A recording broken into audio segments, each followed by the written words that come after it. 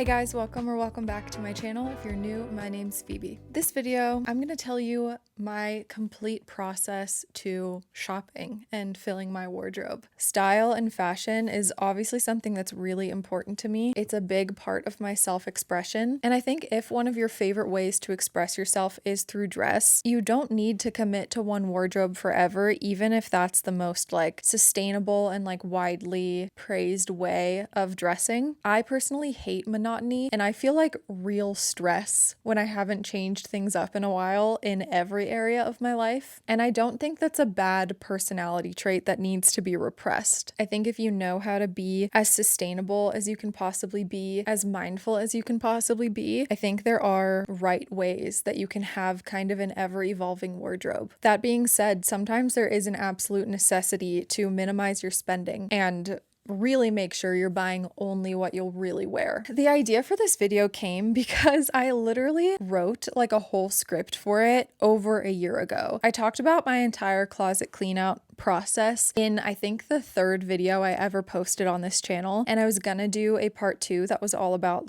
shopping mindfully, and it was kind of gonna be a continuation of that video, and I just never ended up filming it. I came across the script again, and there's so much valuable information in there that I still agree with and really wanted to talk about. In the past, when I've wanted to kind of round out the gaps in my wardrobe, I've went about it a few different ways. One of the ways being I wanted to have one of each article of clothing, or at least one of each article of clothing. So I wanted to have one mini skirt, one midi skirt, one maxi skirt, one good pair of shorts, one good pair of capris, one good pair of jeans, one good pair of suit pants, one of everything that you could ever possibly need in an attempt to not have any gaps. But the problem with that is that I don't like myself in skirts, so why would I buy one? I love myself in jeans, so why wouldn't I want to have multiple in different fits and different styles? That method makes sense in theory, but only if you're a robot who doesn't have many preferences between them. The other thing I've done in the past is I've gone on Pinterest, picked out a few of my absolute favorite outfits that I found, and tried to recreate them completely, and that didn't work because, yeah, maybe I'd have those outfits, but maybe each of those pieces didn't go that great with the rest of my wardrobe, or I didn't have occasions to wear micro shorts with boots and a sweater.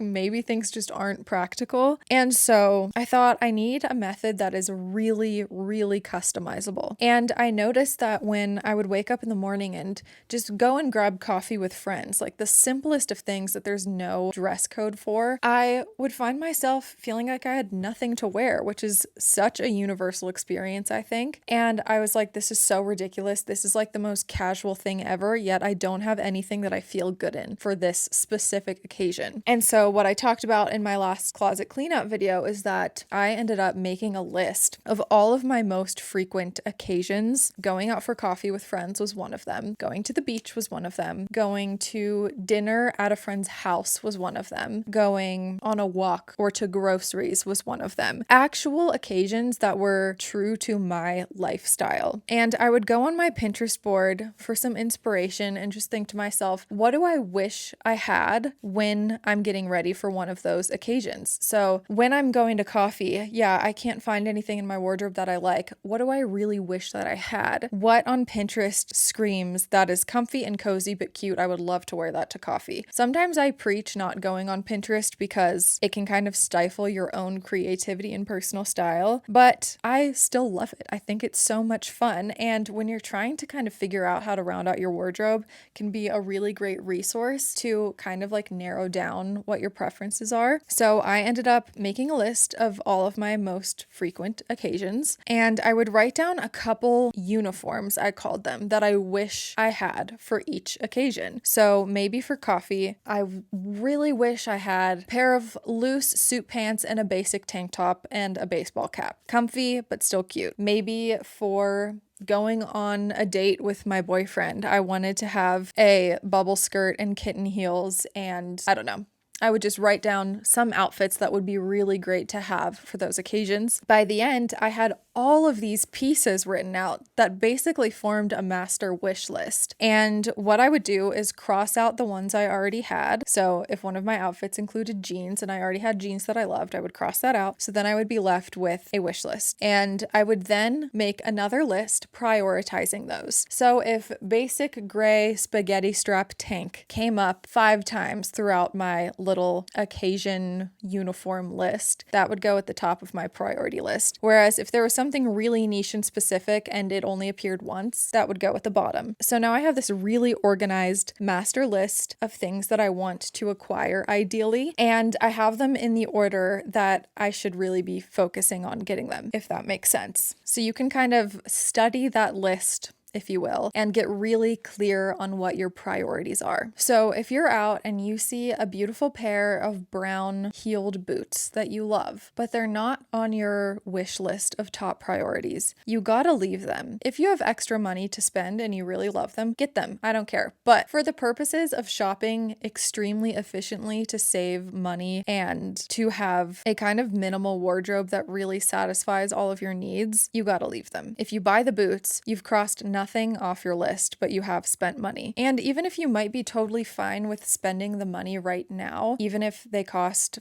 $100 and you have $100 to spend, you're like fine with spending that. Yeah, you can go ahead and spend them on the boots, but later you're still going to have to spend money on the rest of the stuff on your list. Buying the boots may make you happy, but they're going to solve virtually zero of your wardrobe gap problems. My second tip, if you're trying to be frugal, is to follow this order of treasure hunting. Pretty self-explanatory, but good to keep in mind. First, look in op shops and thrift stores. Second, look on Facebook Marketplace. Third, look on Depop, Poshmark, Whatnot, ThredUp, used clothing markets, stuff like that. 4, look on sales online. 5, go to the mall or buy from online stores. Self-explanatory because that's kind of the order of like pricing. So you want to start with the thing that's going to be the cheapest. It also really helps to be aware of what you can find in op shops and thrift stores versus stuff that you have to buy new most of the time. For example, I can always kind of count on finding certain things at the thrift store, like baseball caps, super easy to find, t-shirts, even like menswear button-ups that you can use as like loose cover-ups or wear them open or wear them closed. Flannels you can always find. Kitten heels I find are really easy to find at thrift stores. Capris are quite easy to find. Suit pants are quite easy to find. Whereas some things you just need to accept that you probably are going to have to buy new. I find things like dresses are very hard to find at thrift stores. Same with skirts most of the time. Swimsuits, I can never find good ones at the thrift store. I always buy swimsuits new or just like secondhand on Depop. Basic tanks are kind of hit or miss. They're definitely easier to buy new if you can, etc. It helps to know in advance where you can often find things. And that can also kind of inform the order of places that you want to look for things at. For example, if at the top of your priority list, you want to find a flannel. If you go to the mall and you find a flannel and you buy it, great. But then if you go to a thrift store later and you see a rack of hundreds of flannels that look perfect, you're going to be kicking yourself that you bought one at the mall. Versus if you go to the mall and you see a swimsuit you love and you don't buy it because you think, I'm going to try to thrift one instead. You go thrifting and you cannot find one anywhere. You're going to be bummed that you didn't just buy one at the mall or one that you saw online or one that you saw on Depop. The order that you try things is crucial to avoid overspending, frustration, and just like time wasting. Tip number 3 is to just be patient. Your priority list is there as sort of a guide and a reminder of what you're really looking for. It's not there to put pressure on you to cross everything off right away. Building a well-rounded wardrobe that you're in love with is such an investment in terms of time and money, even when you are being as frugal as you can with it. Never buy something that kind of works or you mostly like just because you want to be able to cross it off your list and like jump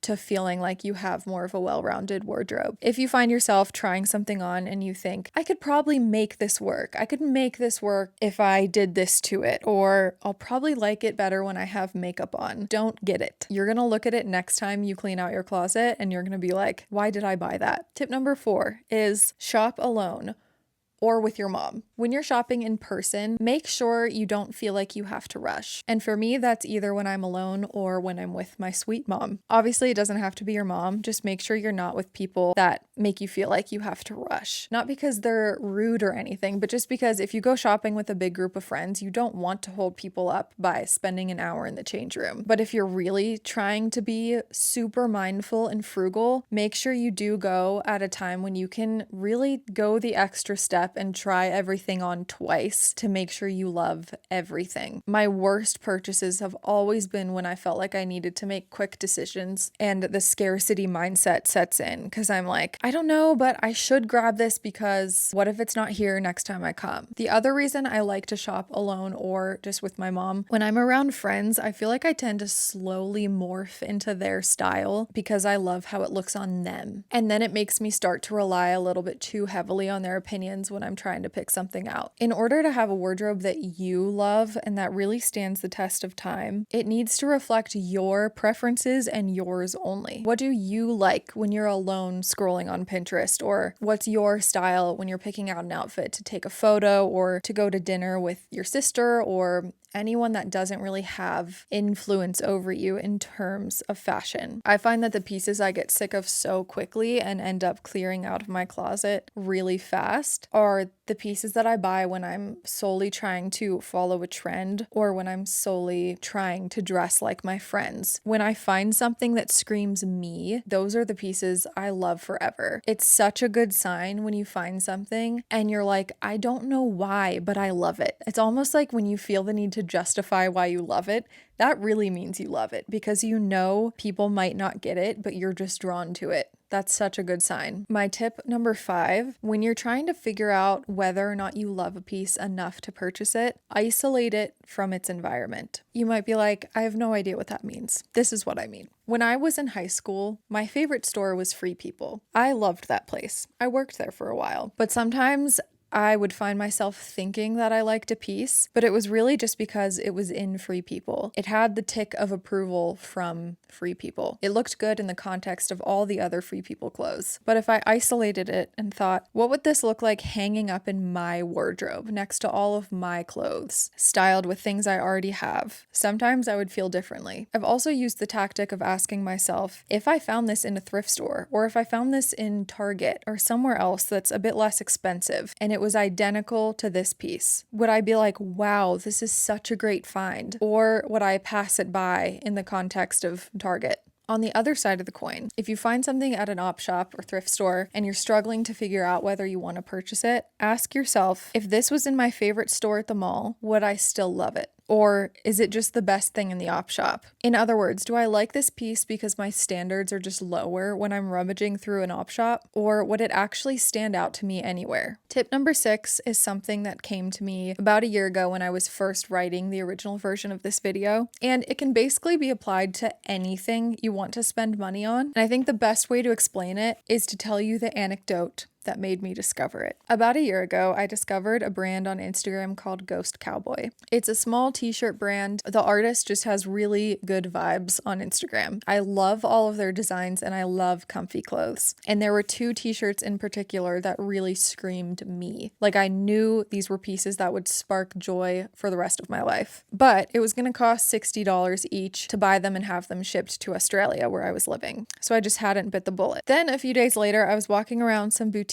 by the beach and I saw a sweater that I loved. It was $80. I had the $80 to spend. I was fine spending $80. I had some extra money from work, so I considered buying it. But then I thought to myself, wait, if I'm going to let myself spend $80, I would rather buy one of the t-shirts. I like those t-shirts more than I like this sweater. So I didn't buy the sweater and I went home. I went back on the Ghost Cowboy website and ultimately decided not to buy them yet again. I was proud of myself for resisting the temptation to buy the sweater, and I almost didn't want to ruin it by making a purchase when I got home. And after that, anytime I saw something I wanted to buy, I asked myself, what do I want more? This or one of the t-shirts? And the answer was always the t-shirts. And every time I went home and still didn't buy the t-shirts. Basically just the knowledge that there was something out there that I wanted more than this thing in front of me kept me from making so many purchases. And I could buy the t-shirts and all of that would still be true. It's not about not buying the t-shirts. It was about not buying everything else that I almost bought. And I eventually did buy one of the t-shirts and I've worn it to death since. But basically, I kind of needed that anecdote to teach teach me a seemingly obvious lesson, which is that you should not buy something if it's not the number one thing you want to buy. I feel like sometimes when you're looking at a potential purchase, you accidentally have blinders up to everything else that you have been considering buying. Instead of looking at something that you want and asking yourself, would I be okay spending $80 on this? Instead, ask yourself, is there anything else I would rather spend $80 on? And that has really helped me keep my priorities straight. With all of this info, you are now ready to enter your frugal era